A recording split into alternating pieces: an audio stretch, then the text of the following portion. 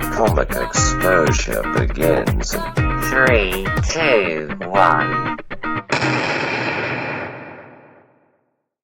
Welcome to the Comic Exposure Podcast. My name is Josh, and with me is my summer angel, my summer lovin', the one, the only. I wish they all could be Travis Rats here.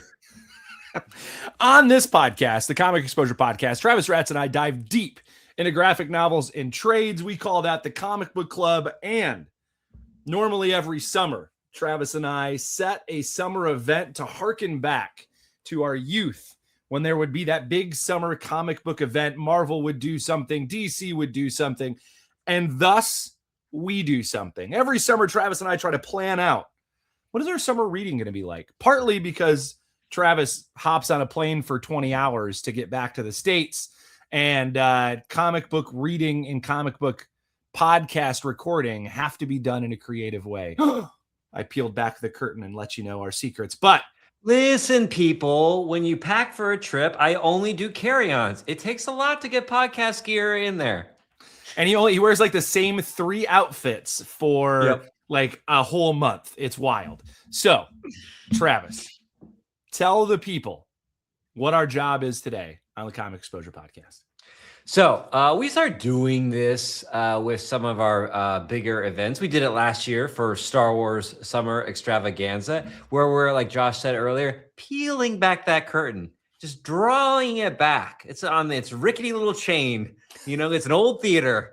And what we like to do is pick our summer books with you guys. Just kind of be open about it and talk about, Josh and I are actually sharing possible picks that we'd be interested in reading for the event today with each other and with you live. So we are tangentially calling this Indie Standalone Summer, for lack of a clever phrase. And this has been through some amalgamations. And so I'm gonna squeak that curtain back a little bit further, Josh. I'm gonna do this. Yeah.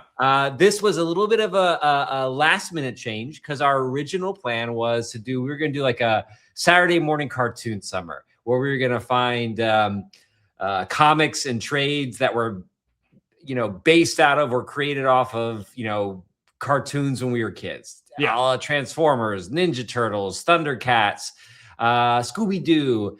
And we were kind of honest in looking at it. Is there's some good books out there that might be fun to read, but stacking them all together, they all kind of maybe start to felt like they all were kind of getting a similar vibe. Yeah. And reading 6 books with a similar vibe, we just thought maybe we would get a little tired of that. So we switched it around and we started talking about what have we done so far this year and what do we want to do. We've read a lot of superhero books with the DC Ultimate or Absolute. Yeah.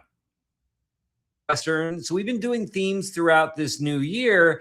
So we decided that, hey, this summer, let's read something that's not part of the, the big 3, DC, Marvel, and Image. Let's keep it indie, but let's add some more boundaries to it, meaning that we set out to pick indie books that were self-contained for the most part, and maybe bringing in new creators. So not indie books that by indie creators that we're typically reading. We'll see in our draft today how well we stuck to those boundaries. I don't even know if I stuck to the boundaries very well. I didn't check.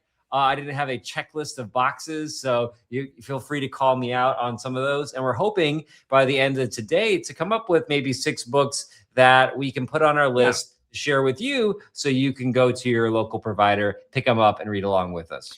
Yeah, so I Travis, as I looked at this, you're right. We talked about let's find something maybe from some creators that we haven't read before. Let's try to make them graphic novels instead of comic books. I had to take 2 of them off my list because when I was like, oh, that's really interesting. And then when I went to go look up a little bit more about them, I was like, oh, they were released in single issues. Okay, I don't want to do that. I don't want to do that if they were released in single issues. I wanted one type of story. And I didn't really see that they were released in singles until I jumped on Amazon to go see okay, can I get them on my Kindle? Can I get them in hard copy? What's it going to look like? So We're going to dive in. Travis and I are going to go with back. the caveat too that even after we select them, start reading them on the day, we'd be like, oh, also by the way, there's like 8 more of these. We didn't know. This is we're drafting them on our limited knowledge of what looks cool. And I will also say I'm okay if it's a continual story. Oftentimes, if we're looking at a graphic novel, it might continue, but it's probably a good self-contained run anyways if it's been released in graphic novel form, right? So Travis and I are going to bounce back and forth, sharing our books, talking a little bit about them, talking a little bit about the art, and then at the end we're going to go, okay, this is a list of books that we're going to do. So Travis, what I want to know is how many books are you bringing to the show? I'm bringing 4. Okay, I've got 5. I've got 5 books, so we a total of 9 to go off of. So that being the number, I'll go first, right? I'll share my first. We might have some overlaps too. We might have some overlaps because I want to know, before we get into sharing our books, how did you go about hunting for our indie book? That's a really interesting one. And what was your process? So let's start with how we hunted, then let's go through the books, and then let's talk about at the end what we're maybe hoping to discover with some of the books that we have on our list. So first, I always want to kind of just do some quick searches to see what's out there. So I might do something like a, best standalone graphic novels 2025, right? And that kind of gets you in the ballpark, and you start to see the titles that are coming up again. The tricky part with that is that a lot of times you will get a lot of just image books, right? And they even though it's supposed to be standalone, they do come out in single issues. And so I found that way of searching wasn't getting me books that was necessarily true to how I interpreted the task. And so at some point, usually if I can find one interesting book, I'm like, this is really interesting. I kind of want books like this. Then I'll look down at like Amazon, like, oh, what are some of the, similar books that are in this world? And so you kind of leapfrog from books, kind of the way you find music on like Spotify or something like that. And a couple of them are books that have been in the zeitgeist for a little while, or I've heard about and I've seen over and over again, but never paid attention to because I wasn't looking for them. Like, oh, I've seen this cover. Oh, I've heard about this one, and I'm picking it up. How about you? What was your approach? I think I started the same way. I started looking for like best graphic novels of the 2020s, right? And then you get like the American Library Association's list. You get a couple different Goodreads. Goodreads, a couple different comic book websites give you some examples of that. I didn't want to go back too far, right? I wanted to keep them more current. So I tried to stick in that 2020s era. And then you start seeing, again, like you mentioned, you get some of those books, you're like, well, that's Detective Comics. That's not really what I'm looking for. I bet you it's a great run, but not what I'm looking for in this thing. So then I started to go, what do I want to read about? And so I went like graphic novels about and insert fill in the blank to see if I could find something out there. One of the books that I got was based on a search for you and I are lovers of punk rock, lovers of music. And so I really did look for graphic novels about music, right? I got a lot of biographies and a lot of stories of bands, and I didn't really want to do that. I didn't want to read about the Beatles. I didn't really want to read about David Bowie. There was one about Miles Davis, and I was like, oh, that might be interesting, but not really what I was looking for in the summer, right? So maybe a different theme, maybe a different summer. Maybe like or maybe like a biography pick. Like you and I we've read some good ones, like that Andy Kaufman one was really solid. So, and I have a Bela Lugosi one on my shelf over here that I've been meaning to like go, oh, we should read that. I haven't read it yet myself, but I was like, okay, I don't want to do the biography piece of it. So I just started digging, and what I mentioned before is I would find something and I would be like, okay, nope, I don't want to do that. And then I wanted to bring a variety of books to this conversation, right?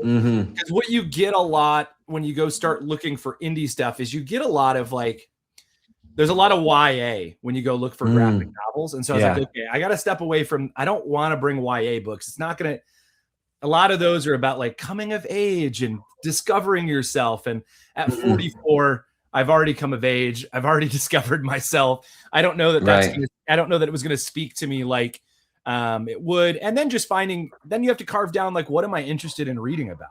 Right. Yeah. I don't want to pick an indie book just because people say it's good if it's not something I'm interested in. So I had a big list. I had about 9 books, and then I started going through them and pulling some back. And so I'm down to 5. So my first book, Travis, are you ready for this? Yeah. First book. I'm going to dump it in the chat so that you can take a look at it while I. Cool. I got a little pen and paper here, old school. Well, oh, good. Write it down old school for me, because you're going to be the keeper of the books. So this book is called Talking to My Father's Ghost. Talking to My Father's Ghost. I'm going to read you kind of what it's about. It's by Alex Crocus, I think is how you say his last name. He's an indie comic artist that I've followed on Instagram for a long time. He does a lot of like mini comics. He's like a web comic guy, right? He shares stuff on Instagram. So here's it. Set over the course of a single year, this book follows Alex and his father's ghost as they stroll along winter beaches, camp in rattlesnake-infested deserts, and share countless dinner meals together. Between fielding fatherly lectures on the importance of doing his taxes, how to properly shovel the driveway, and why he should always tip 20%, Alex tries to figure out what he needs to say to his dad. So it is a book where Alex always draws himself as a raccoon.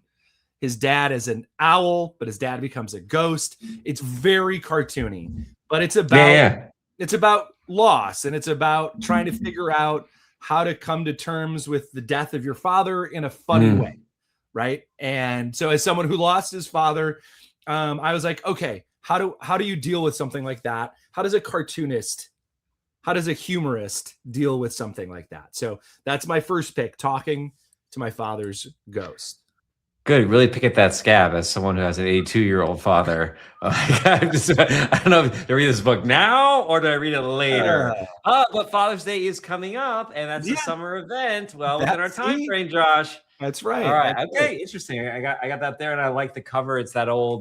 Forgot. I should have known the artist. It's that diner picture. Hopkins. Yeah, something Hopkins on there. Okay. I'm good. I like your pick because I have some picks that are different types of graphic novels. I'm using that term really loosely here, which is going to really test our ability to talk about things that aren't traditional narratives, which takes me to my first book, which I'm putting in the chats right now.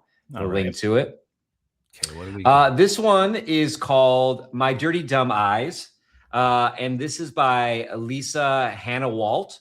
And so basically what this one is, as opposed to being a traditional narrative, it really is a collection of like humorous,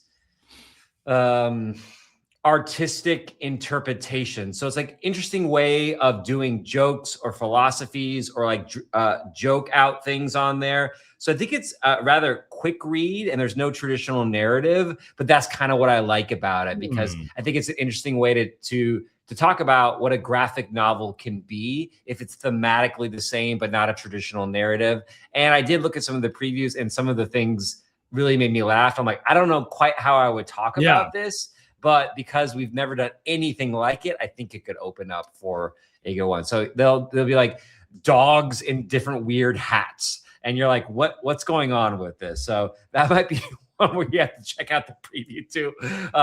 But also, if it was a weird choice that I picked, I made sure that it wasn't an oppressively long, a weird pick. Yeah, so. It's an interesting idea to discuss like what is a comic, right? Or what is a graphic novel? Okay, I can see that interesting. I looked at the art. It's very color pencil-y. It's very kind of like arty. It'd be interesting to see if we can push ourselves to not reading a story, right? What does that look like? And I will very quickly knock out the first two because you did it as well. I thought it was good. It's called My Dirty Dumb Eyes. Introduces Lisa Hannah Walt as a first-rank cartoonist, humorist, and stalker for an audience that likes its humor, idiosyncratic, at times anthropomorphic or scatological, often uncomfortable and always sharp-witted. Her world vision is intricately rendered in a full spectrum of color, unapologetically gorgeous and intensely bizarre. All right. So I want to ask, so this kind of prompts me. I went on to each of these books, downloaded the sample on my Kindle and looked at the sample on my Kindle and kind of read through it. Did you do a similar thing? Yep. Okay. All right. All right. So my next book is called Beat It, Rufus. I told you I was looking for books about music, books about punk rock. So this book, Beat It, Rufus, by Noah Van. This is great. Noah Van Sciver. I have a book by Noah Van Sciver on my shelf. I got it from Kilgore Press. It's a very short book that I had gotten from him before. It looks a little bit like our Crumb. It reminds me a little bit of, remember we did my best friend or my friend Dahmer, right? It's that kind of art style. So here's the pitch for this one.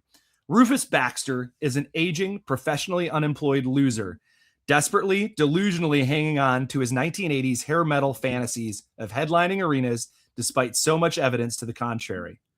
The rest of his bandmates and Funky Cool died decades ago in a horrible plane crash on the cusp of their big break. When he gets kicked out of a Denver storage unit he's been illegally sleeping in, his only prospect is a last-second wedding gig the very next day in Wyoming. A hop in his car and possibly peyote button or two sends Baxter on a psychedelic and existential road trip through his past and forces him to confront every bad decision he's made along the way. One, the art's ugly. It's weird. It is a story of rock and roll, and it's offbeat. And I like my first two picks on here, very offbeat, very kind of comedy centric indie writers. And so that's my pick for this one. I thought it was cool looking. It's not super long, and I think we get to talk rock and roll, man. We get to talk music and looking back on the past, because what else do you do when you're in your 40s? From what I've seen of it too, it feels like a underhand pitch too for what you think of when you think of indie comics, like the indie comics that we grew up with in the 90s, thinking back to the 80s and what was like our Crumb and stuff like that. Like I think it really hits on a lot of levels on there. All right, I'm dropping my next one to you in the chat. Okay. And this is called Organisms from an Ancient Cosmos. Okay. This is by author and illustrator Craig Zahler, I believe it's pronounced on here.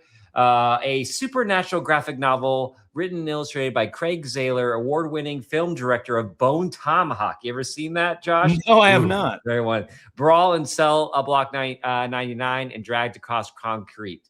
An alien spacecraft the size of a city materializes over the Pacific Ocean, and the nations of the world jointly engage this enigmatic and incommunicative visitor with force. This battle results in large-scale destruction on both sides, but does not answer any of the questions that will haunt humanity. What are these utterly inhuman creatures? Where do they come from? Why did they choose to visit our planet? And most importantly, are more forces on the way? So obviously, we kind of have a very general sci-fi premise. I love all three of these movies that this guy has written.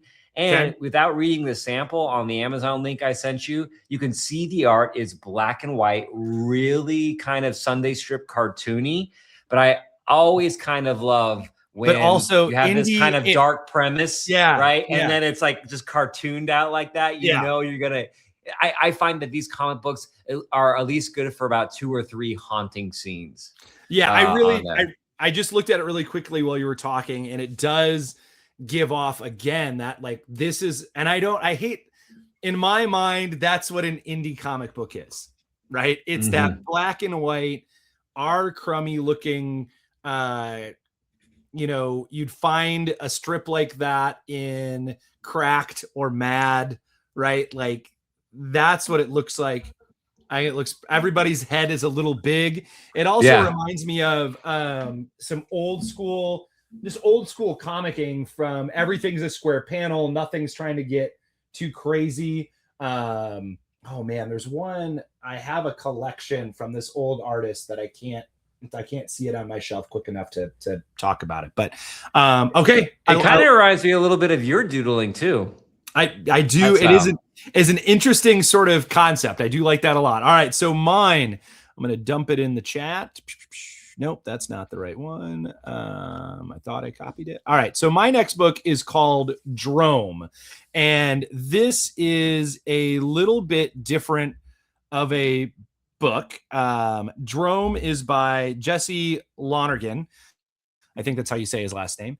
And Drome is a kind of sci-fi. Look at us, Travis Rats, kind of going on the same sci-fi graphic novel. It is a lot of, from the reading, it's a lot. There's not a lot of dialogue. Right? So again, something that tests the boundaries of what can we talk about when we talk about graphic novels. So here's the pitch. First, there was nothing. Then humanity was born and an endless cycle of violence began. From the depths of the ocean, a mighty demigoddess is called forth to rein in humankind's destructive impulses and teach a language of peace and harmony. Civilization quickly takes root, a great city rising from the desert, but the balance between chaos and order is a fragile one, and there are higher powers at work in this strange new world. So Jesse, I've also someone I follow on Instagram. I've seen this book pop up. I've seen him, go like, hey, my new book's coming out. I've read, I think I have one of his other books on in my bedroom right now that's on my stack of stuff to read. And this one, I just thought very cool art style, plays with paneling, does some interesting artwork. And I like the idea of looking at how do we do comic art. It's a little long, but I think it would be a quick read because essentially some of the pages, there's literally just a picture. Right. Yeah. So it's not a lot of reading, it's a lot of art. And as a book, as a podcast that like talks about art and graphic, I like the idea of exploring this medium in a very art forward way. So right. This is definitely one, if we do, like, I would get this one in hard copy because I don't think Kindle always does the best job of, depending on how you go through it, of doing the panels. So you can really see, like, I'm looking at this really cool panel layouts in the samples where they're kind of dripping down. This is one I saw pop up quite a bit when I was doing my searches, but I never clicked into to see what it was actually about. Yeah, it's so actually, when I see the sample pages, it looks really cool. Yeah, it's very new, right? Like I said, I follow him on Instagram. I follow Jesse on Instagram. He's a really cool artist. And so I was like, okay, I want to see what this looks like. And it looks cool, man. I think, again, it's that piece of how do we explore art or comic books in a different way. Nice. All right. What do you got for me, sir? I'm dropping this one, and this is a relatively new one as well. This came out in February of this year. And actually it's called Mama Came Calling. Okay. It's by Ezra Clayton Daniels and Camelia Sucre is the illustrator. I believe that's how you pronounce that. And I came across this because Ezra Clayton Daniels had another book that I was really thinking about putting on the list. But then this popped up, and this sounded a little bit more kind of interesting out there. So it's called a gripping graphic horror novel set in Florida bayou, following a young biracial woman as she uncovers her estranged father's role in a grisly hate crime. Kira was born from an improbable interracial relationship that in Central Florida's infamous, I don't know how you pronounce this county, Asarapa County, defied all odds, but her idyllic childhood was shattered by an urban legend come to life. The Gator Man was a nightmare on the lips of kids and grown-ups alike, all the way back to Jim Crow, a monster with the body of a man, a head of an alligator, and a taste for black children. That's who crawled into Kira's window when Kira was just 5 years old. According to the police, it was Kira's own father who put that gator mask on and tried to kill her. 20 years later, Kira works hard to build a life unburdened by the traumatic events of her childhood. Just when it seems like she's managed to find her stride, her dad, fresh out of prison, crashes back into her world with a chilling message. He's coming for you. Oh, I like the art, man. The art looks cool too. The art, to me, now at first, this is kind of a thing with indie comics. Is indie comics are a great vehicle for politics and on there, but it's not really what we do on this show. We're certainly not afraid of talking about politics that are embedded in the themes of a book, and that's the author's storytelling on there. But in searching up indie books, there are a lot that they'll just be like, this whole book is about a protest march. I'm like, well, that seems to be very on the surface. This, certainly in the reading of it, you could tell that there is going to be somewhat of a political message with the biracialness of the characters and even bringing up Jim Crow in there. Yeah. But on the surface, it very much seems like it could be a really cool, as they said, a bayou noir horror story. So yeah, the art looked cool. That's right. The art looks really cool. And I think I would agree with you. I think indie comics allow writers to very much upfront what they're thinking about, whether that's about discovering who they are. There's a lot of gender exploration and sexual identity discussion in graphic novels. And as like two cis white guys, I don't know that we have a lot to say about discovering, yourself as a in transgender and things like that. Yeah. Not that I would shy away from reading anything like that, but this looks interesting. I like the idea of exploring that Jim Crow era, as a history teacher who, taught those eras and taught those pieces of Jim Crow law. I always kind of like to learn a little bit more about it. Right. Having not grown up with that in my face. Right. That's interesting. I just kind of want to see how they bridge that with Gator Man. Yeah. I wonder if there is some historical connections to some of those folklores that come out of like persecution or things like. Well, I'm sure that just the idea of like the Gator Man goes after black children. Right? Yeah. That's a really interesting kind of idea. I'm curious what that looks like. So, all right, my next book is called In by Will McPhail. This is kind of autobiographical. It's about a cartoonist trying to learn how to fit in with human interaction. So the art is stark, and it feels very much like this idea of a guy trying to figure out how to fit in the world of people. So to give you the quick, Nick, a young illustrator, can't shake the feeling that there is some hidden realm of human interaction beyond his reach.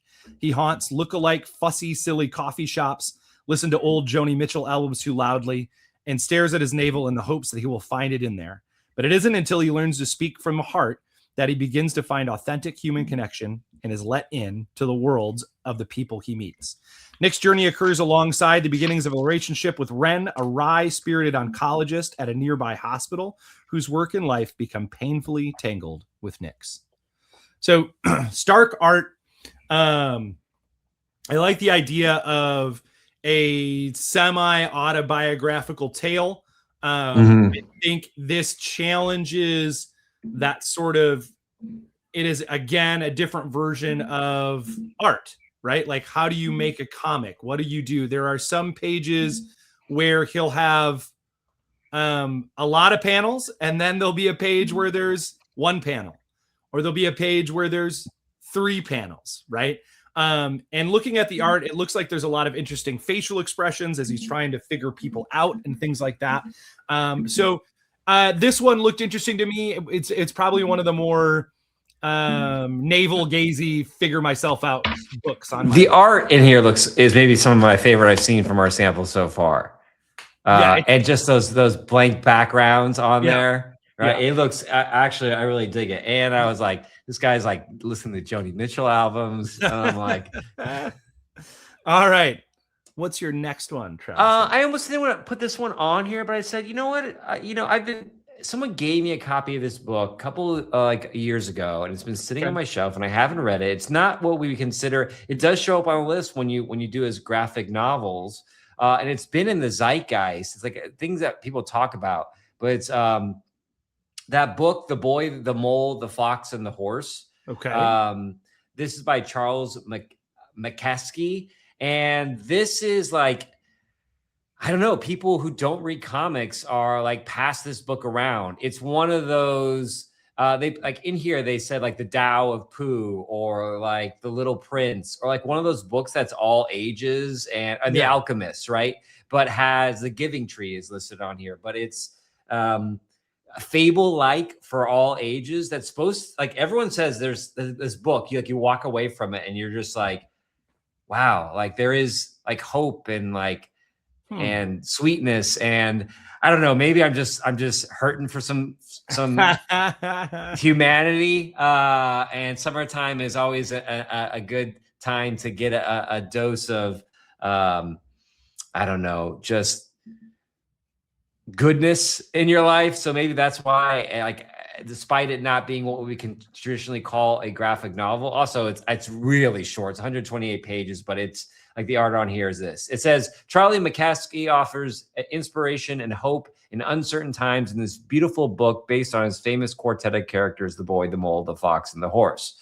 And then they don't spoil anything by giving you what those characters do. But I think that's kind of the point, is you go in not knowing it.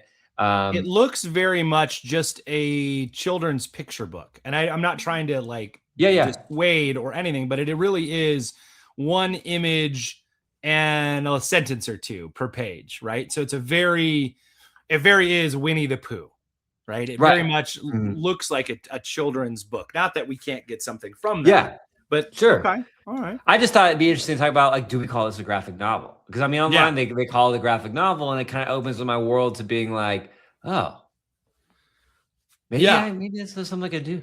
Like, just do like one of these. There was one. So I almost put on the list to kind of talk about the same thing. The Calvin and Hobbes guy. Why can't I remember his name? Bill Watterson. Did a book, I don't know, at this point, probably 7 years ago. But it really is a picture book. It really is like one image and maybe a line. So it's more of it's not a children's book because it's not for kids, but that's really what it is. And I was like, oh, I really want to read it, but I don't know that it's something that we can spend 30 minutes talking about, right? Right. That's what I was kind of interested too. I'm like, I don't know how this will work, but I feel like that is kind of one of the fun parts about indie standalone summer. unless we talked about our love for, like, what's your favorite children's book as you were a kid, right? Yeah. Like that's like Frog and Toad, bud. It's always going to be Frog and Toad. Oh yeah, that's completely white from my memory. Frog and Toad always going to be a top one for me. All right, so my last pick. Let's see. I'm going to put it in the chat for you. Is called A Gift for a Ghost. And it is a graphic novel that follows, again, Travis Ratt. I told you I wanted to talk about punk rock. This book, A Gift for a Ghost, an untalented punk band and a parallel dimension. What could go wrong? In Borja Gonzalez's stunning graphic novel, two parallel stories reflect and intertwine in a tale of youthful dreams and desires.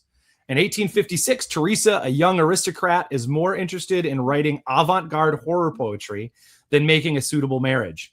In 2016, three teenage girls, Gloria, Laura, and Christina, want to start a punk band called the Black Holes. They have everything they need: attitude, looks, instinct, and an alarming lack of musical talent. They've barely started rehearsing when strange things begin to happen. As their world and Teresa's interact, they're haunted by the echo of something that happened 160 years ago.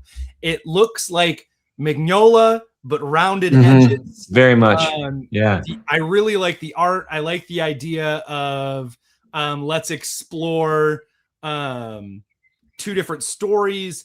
Let's explore trying to start a punk band. For you and I think it's an interesting take of like, okay, what this story of these women dealing with, these girls dealing with kind of wanting to be something, the girl 160 years earlier trying to be something that she's not allowed to be. I think it's an interesting sort of, I talked about it earlier, like this idea of like, it's a coming of age story. And do I need to do a coming of age story at 44? But the art got me, and the material of, I'm like, okay, it's a punk band. I'm in. I want to read something about it. And dude, the art just looks great. It is. This it looks good. That's Magnolia. Yeah. It is like very much Magnolia, but rounded. And the little skeleton guy and that you get to see in it, that's a little Magnolia skeleton dude, right? Like it seems like a fun sort of thing. I do like, it's a Spanish artist, a self-taught illustrator, who did comic strips. And so I don't know, a very interesting kind of tale. So that's my last pick of my 5 Travis Rats. All right, we got some good books here. I mean, I could literally read all these books. I mean, I have some initial thoughts on ones that I would pose taking off, not because I wasn't interested in reading them, but just on where our conversation has gone. So without further ado, we'll get into it. I'm going to go ahead and suggest that we take off one of my books because I was waiting to see how you'd bite on it. And that's The Boy, the Mole, the Horse on there. I thought maybe this is one that had kind of been in your like, oh yeah, I've heard about this one. I've actually never heard of it. Or on that one.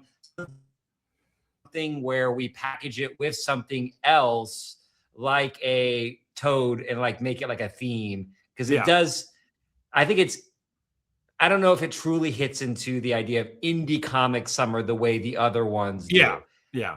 I would agree with you. It might be more like I'm interested in it. Maybe a different time to read that. And like I said, that Bill Watterson one, ing we pair those together at some point and talk. Yeah, that would be a good like Christmas, like holiday kind of feel good, thing on there. So I would take that off. And then I want to go, and maybe I thought that one I really wanted to just take off. But then I wanted to go here. Which of the books that I listed are you most excited about reading? And then I'll tell you which of the books that you listed. And we'll go ahead and lock those two in. Organisms from an Ancient Cosmos. Okay. That's one of yours that I was like, ooh, I like the art a lot. I'm into the I really do kind of like that. The art looks great. And I think if I were to, that feels the most indie to me, right? Right. So it drips with indie comic book art. So and then I love like B-movie. I love B-movie 50s thing, and that's what it looks like. So like Mars Attacks. Kind of stuff. All right. So what's one of mine? You're like, yep, that's one. For me, along the same lines, Beat It Rufus. Okay. I love the punk rock stuff, but in the terms of the books on your list that screams like indie comics to me, and my preconceptions of it, it's that book. And I mean, I've actually several of your books I could have put on there. I think we're gonna be reading a bunch from that list, but that was the one on there. So I feel like our first 2 picks are like our preconceived notions of what indie summer is, and now it's gonna get interesting from here. All right. So Travis, what's your next book? So we're shooting for about 5 or 6 books, right? Yeah, 5 or 6 books. I'm kind of going with ones. Since I wanted to lock in the ones from each of our lists that we like, and I think no one's personally offended for like we don't want this book on here. I'm going to go. So from your list, what would be one that you would be disappointed if it got kicked off? Because we're gonna do Beat It Rufus. So of the ones that are left, which one you're like, I'm really excited about this one. I'm gonna be there's I think the conversation around Drome would be interesting because it's a different type of graphic novel. It is very sci-fi, but not. I don't like. So I really do dig the art on that one. I don't know. I think that one. It just seems different, right? I think it would give us a different conversation. So I'd like that one to maybe be on our list. Okay. Yeah, I got an issue with that. At first, I was just like one of those when a Drome, you're like, okay, if it doesn't have a lot of story, it becomes like a Terrence Malick film, which requires you to kind of talk about it in a different way. Yeah. And really talk about the visuals and how that does story, which we've done before in certain books, but we don't do enough, I don't think, for a podcast that talks about the medium of comics. We're usually pretty story and plot heavy. Yeah. So I think this gives us an opportunity to kind of open up the realm of possibilities on there. Yeah. And can I, for my disappointing one on here, it's along the same lines. I think it's going to be weird, but my Dirty Dumb Eyes. All right. The weird collection of them. I don't know what that's going to look like in the long run, the sample on there. I think it's going to go quickly. And I think we might struggle on how to talk about it, but also I think it's going to be a conversation we've never had before. Agreed. Okay. And then with that, I'm going to take off another book from my list. Like maybe not this one, unless you really want to do it. Mama Came Calling. Looking at the rest of the list, I don't know if it fits in with the 4 that we have picked in there. It feels the subplot feels pretty intense as far as politics.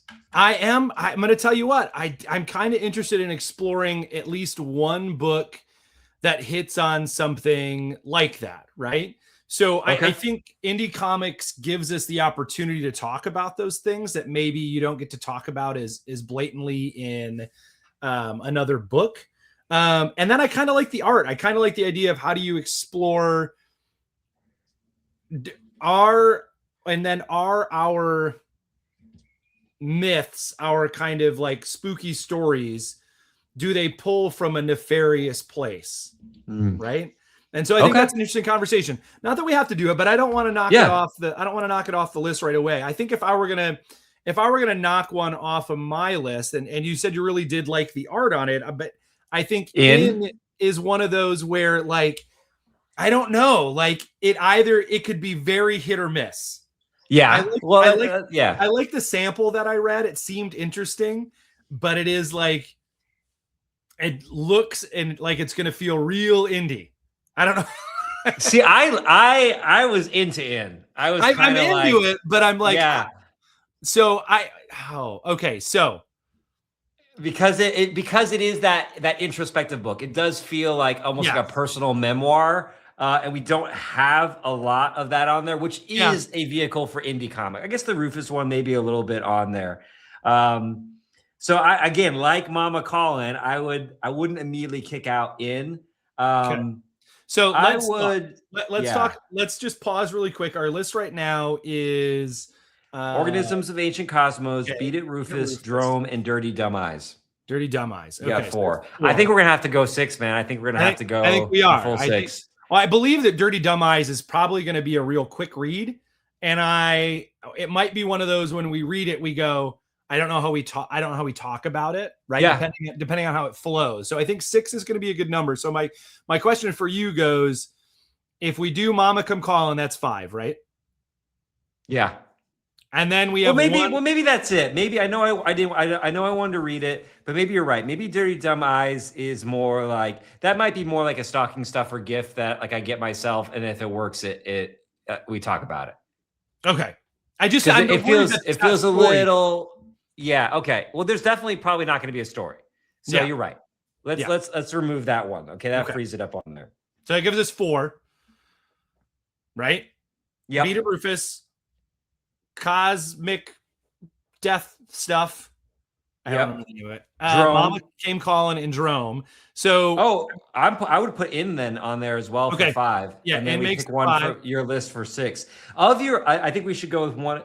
So then we're down to A Gift to a Ghost and Talking to My Father's Ghost. Two ghost titles. Yeah. I would do one, because Father's Day is coming up. I think Talking to My Father's Ghost has the most different art from the rest of them. Yeah. And also, I do like the premise and the art in A Gift to a Ghost, but it does fall a little bit into that YA category. And since we already have a punk rock book on there, of the two, I would read A Gift to a Ghost, maybe a different. Yeah, maybe that's something that pops up for a spooky book. Okay. Maybe that's an October spooky book later.